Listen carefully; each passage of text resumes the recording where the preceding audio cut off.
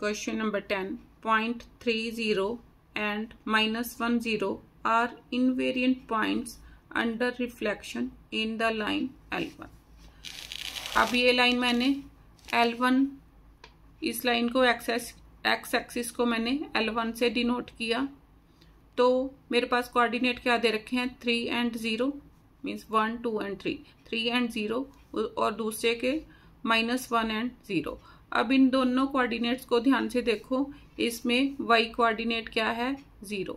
इसका मीनिंग क्या हो गया, reflection in the x axis, और एक्स एक्सिस में क्या होगा, y इज इक्वल टू 0। अब इसके लिए इसमें मैं नेम और right equation for the line L1। L1 के लिए इक्वेशन फॉर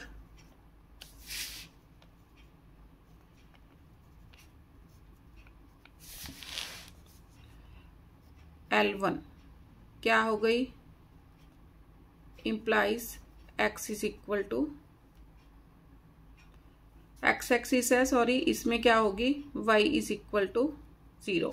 क्योंकि y कोऑर्डिनेट 0 है तो x एक्सिस आ गई, reflection in the x axis, तो x एक्सिस में क्या होगा, y इज इक्वल टू 0। अब L2 के पॉइंट्स गिवन है मेरे को, points 0, -3 and 0, 1 are invariant points on reflection in L2। y axis को मैंने L2 लाइन ले लिया। अब मेरे को कौन कौन से पॉइंट गिवन है, 0 and -3 ये वाला, उसके बाद 0 and 1 ये। अब देखो इन दोनों पॉइंट्स को कंपेयर करो, इन दोनों पॉइंट्स में x कोऑर्डिनेट 0 है, तो इसका मीनिंग क्या हो गया, reflection in the y axis.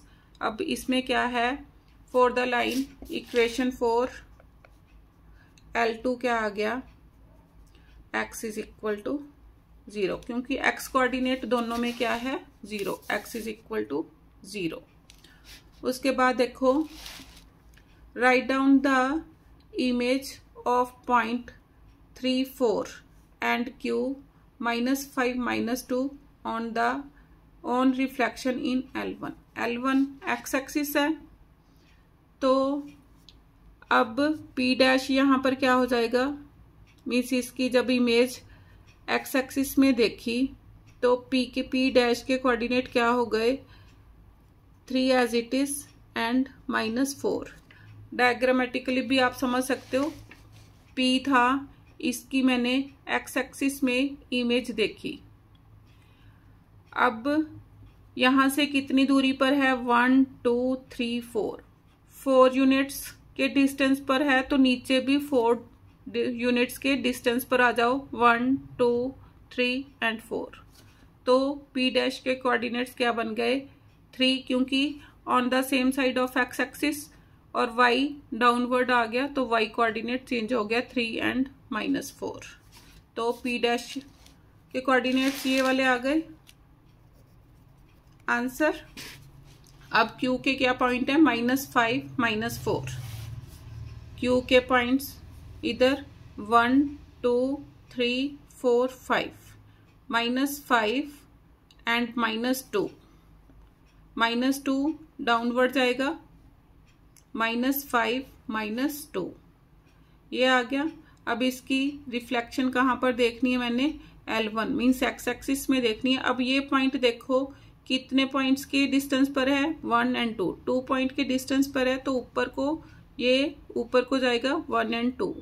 तो जब रिफ्लेक्ट हुआ तो इस पॉइंट का नेम बन गया Q', तो इसके कोऑर्डिनेट्स क्या हो गए, अब देखो मीन्स इधर को negative, -1, -2, -3, -4, -5 means x is equal to -5, y upward है तो y इज इक्वल टू 2। तो Q' के कोऑर्डिनेट्स क्या हो गए, -5 and 2।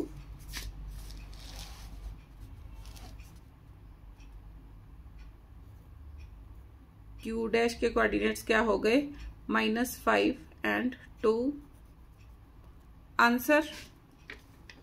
उसके बाद देखो third part, write down the image of P and Q on reflecting in L2। L2 क्या है मेरी वाई एक्सिस। अब means P and Q point की मैंने वाई एक्सिस में रिफ्लेक्शन देखनी है।